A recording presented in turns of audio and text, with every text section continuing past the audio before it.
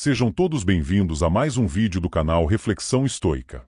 Se você está à procura por um vídeo com conhecimento do estoicismo, continue até o final. Aqui tem dicas preciosas que poderão mudar completamente a sua história. Então, não se esqueça de deixar o seu like e se inscrever no canal. Marco Aurélio. O imperador filósofo. A água da chuva caía sobre o campo de guerra romano, criando uma melodia constante de gotas que ecoavam pelas tendas de couro e pelas armaduras dos combatentes. As legiões estavam postadas no limes, a fronteira do Império Romano, agindo como uma defesa ativa contra as tribos selvagens que representavam uma ameaça aos domínios de Roma. No meio da confusão gerada pela guerra, onde o som do metal se chocando e o aroma da terra molhada pairavam no ar, um homem estava sentado em calma dentro de sua tenda simples.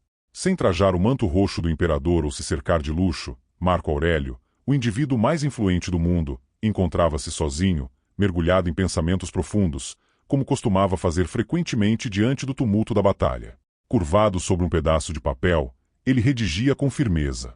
As frases saíam de sua caneta, porém não eram relatos de conflitos ou ordens de governo. Eram reflexões, ideias sobre a vida, sobre a fragilidade do ser humano e sobre a essência da alma. Apesar de ocupar o cargo mais alto em Roma, Marco Aurélio não se considerava imune. Pelo contrário, sua visão filosófica o fazia lembrar constantemente de sua própria finitude. Nascido em 121 d.C., em uma das famílias mais respeitadas de Roma, Marco Aurélio desde cedo foi instruído nas artes, nas ciências e na filosofia. Seu pensamento reflexivo e seu interesse pelo conhecimento foram logo reconhecidos pelo imperador Adriano, que o adotou como herdeiro.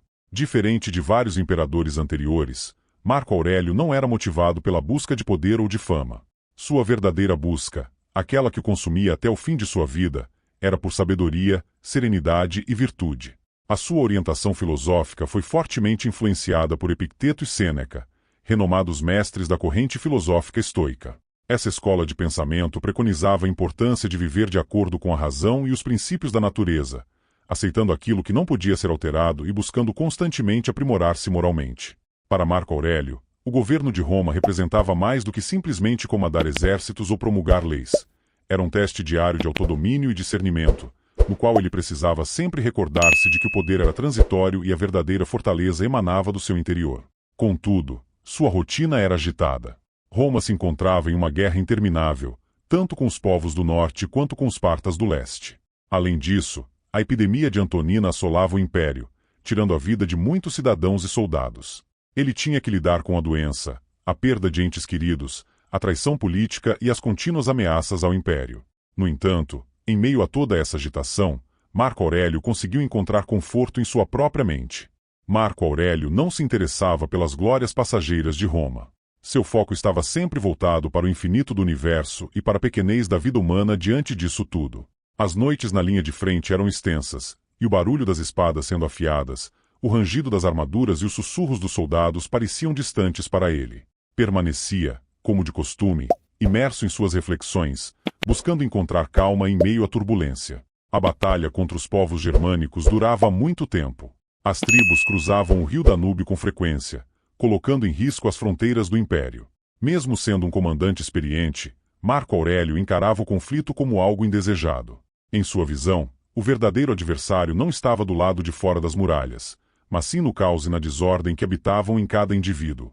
Para ele, a conquista da paz interior era mais importante do que qualquer vitória em batalha.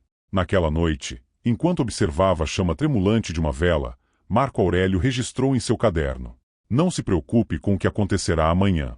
Se preciso for, enfrentará os desafios com a mesma determinação que te guia no agora." Ele compreendia que a existência seguia um curso contínuo, similar ao riacho que fluía ao lado do acampamento, em um movimento constante, sem interrupção.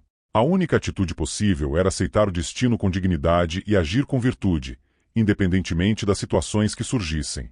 O estoicismo guiava suas ações. Era o elemento que o mantinha forte diante das perdas e das adversidades, como o falecimento de sua esposa, Faustina, e a partida precoce de seus filhos. Cada tragédia representava uma lição, um alerta sobre a efemeridade da vida. Não se esqueça de curtir, comentar, compartilhar e se inscrever no canal. Se não sabe o que comentar, comente gratidão. Marco Aurélio foi ensinado desde cedo a governar e também a refletir.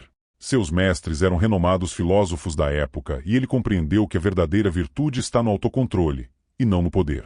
Seu tutor mais importante, o filósofo estoico Apolônio, instruiu a não se deixar abalar por influências externas, a enxergar o mundo como uma sucessão de acontecimentos que fogem ao nosso controle. Segundo Apolônio, a única coisa que podemos controlar é a nossa reação. Porém, isso não indicava falta de interesse. Marco Aurélio era um guia empático, que se preocupava intensamente com o bem-estar do seu povo. Ele percorria os campos de batalha, conversando com os soldados, escutando suas narrativas e dividindo suas angústias. Um imperador que não se afastava no conforto de um palácio, mas que comandava de forma direta, experimentando as mesmas adversidades que os seus cidadãos. Em uma noite, durante uma caminhada entre as fileiras de barracas no acampamento, deparou-se com um jovem soldado chamado Tibérius, que estava sentado sozinho, afastado dos demais. O rapaz aparentava estar lutando contra seus próprios tormentos, imerso em pensamentos sombrios. Qual a razão da sua solidão, jovem? Indagou o imperador, com uma voz tranquila, porém decidida. Tibérius ergueu os olhos e ficou surpreso ao avistar o imperador. Ficou em dúvida por um instante, porém decidiu responder. Estou exausto, senhor. A batalha parece não ter fim. Questiono-me sobre os motivos que nos levam a isso. Por que tantas vidas são perdidas? Qual o sentido de toda essa violência?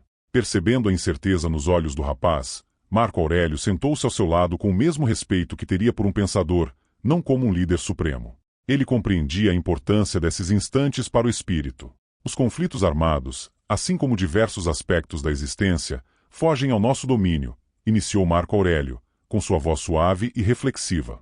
Não é sempre que temos o poder de alterar as circunstâncias ao nosso redor, porém podemos optar por como enfrentá-las. Enxergar a morte e o sofrimento como uma experiência sem sentido pode ser tentador, mas o que verdadeiramente importa é a nossa postura diante desses obstáculos. Lutar com dignidade, zelar por aqueles que dependem de nós, são gestos virtuosos. Tibérius ficou calado, refletindo sobre as palavras do líder supremo. Ao contemplar a desordem do conflito armado, prosseguiu Marco Aurélio, não vislumbro apenas devastação, mas a oportunidade de exercitar a bravura, a resiliência e a equidade. A essência não reside no que nos sucede, mas sim em nossa reação diante disso. É possível optar por ser levado pela correnteza ou resistir, como uma rocha inabalável em meio às águas agitadas. O soldado jovem observou o imperador com um entendimento renovado. Naquela noite, algo se transformou em seu íntimo. Ele não descobriu soluções fáceis, mas adquiriu uma visão diferente sobre o significado da vida e da morte. Reflexões acerca do fim e da infinitude. Marco Aurélio manteve a liderança de suas tropas com calma, mesmo diante do caos que o cercava. Os anos de guerra foram árduos e cansativos. Entretanto, em cada batalha, ele ponderava sobre o significado da morte. Para ele, a morte não era algo a ser temido, mas sim uma parte intrínseca da ordem cósmica. Em um dos seus momentos de reflexão, ele registrou: o falecimento é um mistério da vida, uma separação do que é feito, um regresso aos componentes que o originaram. Ele enxergava a existência como uma sucessão de fases, em que tudo voltava à sua origem na natureza, enquanto o ser humano figurava apenas como um insignificante elemento na imensidão do universo. Tal percepção o tranquilizava em relação ao temor da finitude. Consciente de que o seu período na Terra era breve, sentia-se impelido a viver de forma virtuosa, priorizando a sabedoria em vez dos anseios ou receios. Durante o governo de Marco Aurélio, ele enfrentou vários obstáculos, porém deixou um importante legado de ensinamentos. Para ele, a principal responsabilidade de um líder supremo era ser um modelo de virtude para seus súditos. Mesmo nos momentos derradeiros de sua vida, lutando contra doenças e os problemas finais de seu reinado, ele se manteve fiel aos seus princípios filosóficos. Em 180 d.C., durante a estação da primavera, Marco Aurélio ficou doente de forma severa. Consciente de que o fim de sua vida estava próximo, convocou seu filho Cômodo e os conselheiros mais próximos.